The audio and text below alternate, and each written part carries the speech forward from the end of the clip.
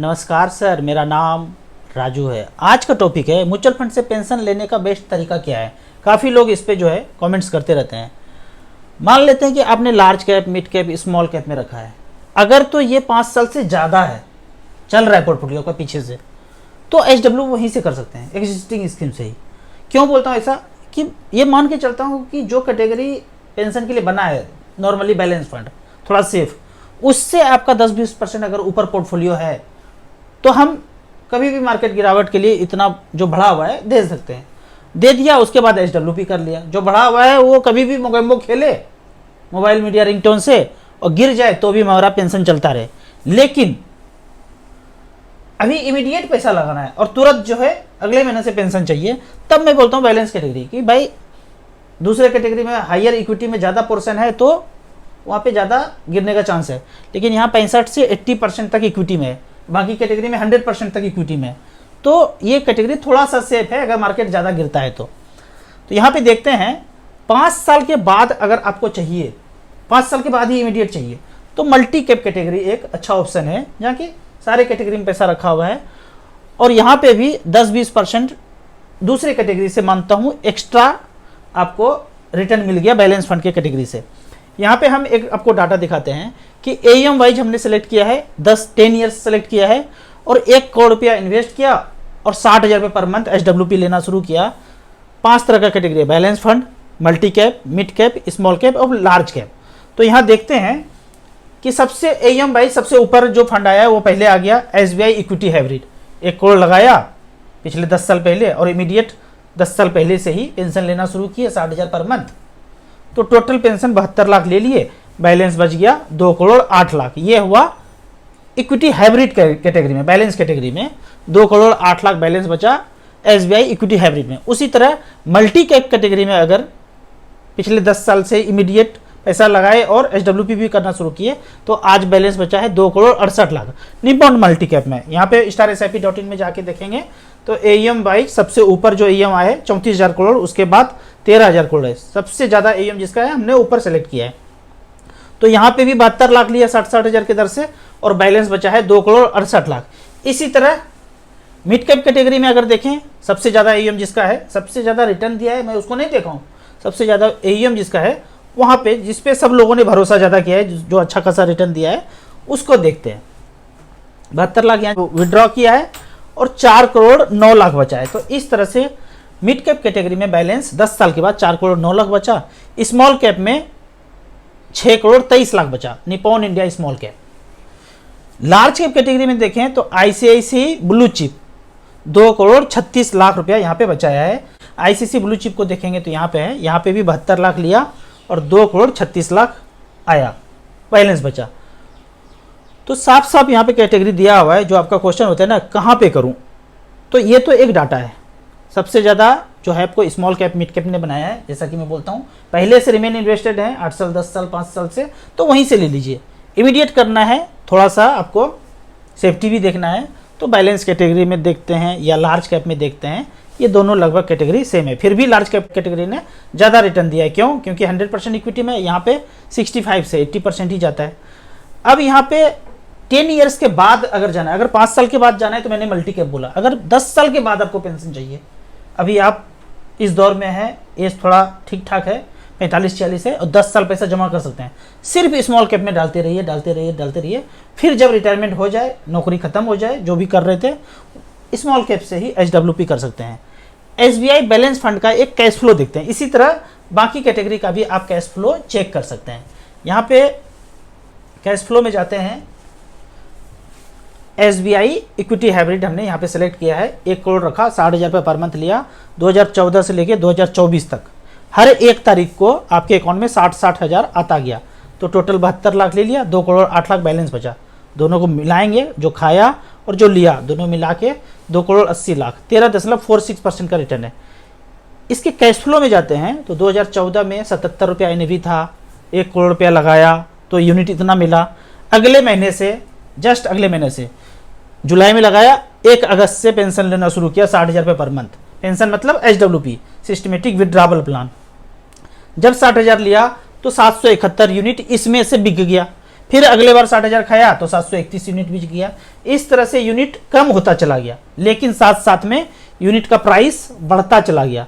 बढ़ते हुए प्राइस में यूनिट थोड़ा सा कम भी हो तो भी आपका पैसा नेटवर्थ बढ़ता रहता है। तो लास्ट में अगर देखते हैं 10 साल के बाद, तो यहाँ पे पैसा बना है 2 करोड़ 8 लाख, बैलेंस बचा हुआ है। इस तरह का कैश फ्लो आप कितने भी साल का, 10, यहाँ तो हमने 10 साल सेलेक्ट किया है, अगर 15 साल भी सेलेक्ट करें, 20 साल भी सेलेक्ट करें, तो भी आप उसका कैश फ्लो यहाँ पे देख सकते हैं। कोई भी डेट सेलेक्ट कर सकते हैं यहाँ पे।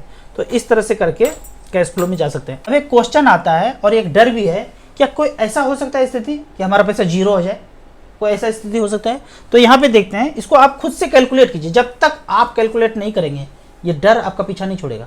हमने कैलकुलेट किया है तो हमारा डर चला गया, आप कैलकुलेट करेंगे तो आपका डर जाएगा। आप सोचेंगे मैं बता दूं, वीडियो देख के समझ जाएं, फिर कुछ ना करें, तो डर नहीं जाएगा। यहाँ पे देखते हैं, 1 करोड़ रुपया लगाया, 60,000 रुपये पर मंथ लिया, आने वाले 15 साल तक अगर तो 7.3% का रिटर्न मिला तो 1 करोड़ बैलेंस हमेशा बचा रहेगा। लेकिन इससे अगर ऊपर रिटर्न गया, ऊपर मतलब अगर 10% भी रिटर्न मिला तो हमारा बैलेंस 1 करोड़ 94 लाख रुपया हो जाता है। जबकि पेंशन तो हम 60,000 ले रहे हैं, 1 करोड़ 8 लाख खा चुके हैं, अकाउंट में आ चुका है, बैलेंस इतना बचा। यदि 10% का रिटर्न हुआ तो, यदि 12% का रिटर्न हुआ तो ये पैसा 2 करोड़ 96 लाख बैलेंस बचेगा, और ये 1 करोड़ 8 लाख तो खा ही चुके हैं। दोनों मिला करके नीचे 4 करोड़ 4 लाख दिख रहा है। अगर 13-14% का रिटर्न हो तो, जैसा कि बैलेंस कैटेगरी में या मल्टी कैप कैटेगरी में, स्मॉल कैप कैटेगरी में हुआ है, 1 करोड़ 8 लाख खाए हैं और बचा कितना, 4 करोड़ 39 लाख। तो इस तरह से करके खुद से कैलकुलेट करना है। 7.3 से नीचे जाए, मान लो 6% चला गया, तब आपका मूलधन भी जो है 1 करोड़ जो था वो भी खत्म होता जाएगा, क्योंकि मूलधन से ही खा लिए, क्योंकि इंटरेस्ट इतना कम मिला। पर 15 साल में 6% का रिटर्न मिले तो जितना भी सेफर था ना, इंश्योरेंस था, bank, post office, RD, Sukanya योजना, गारंटी के साथ ठप्पा लगा के, वो सब एक तरफ से धड़धड़ा के दिवालिया होना शुरू होगा। तो ऐसा होगा नहीं, सब कुछ मिला जुला के मोगेम्बो चलता है। सब अगर खत्म हो जाए तो सबका भरोसा ही मिट जाएगा। तो टेम्प्रोरी गिरता है, 10% 20% गिरावट टेम्प्रोरी होगा।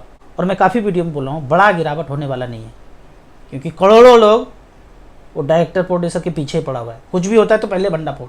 अभी देख रहे हैं ट्रंप पे वीडियोग्राफी हो रहा है, फिल्म शूटिंग चल रहा है, इधर से निकल गया, उधर गया, निकल गया, सब कुछ ये वीडियोग्राफी हो रहा है, फिल्म बन रहा है, और टीवी मीडिया रिंगटोन में सुनाया जा रहा है। बहुत बड़ा चीज़ होने वाला है।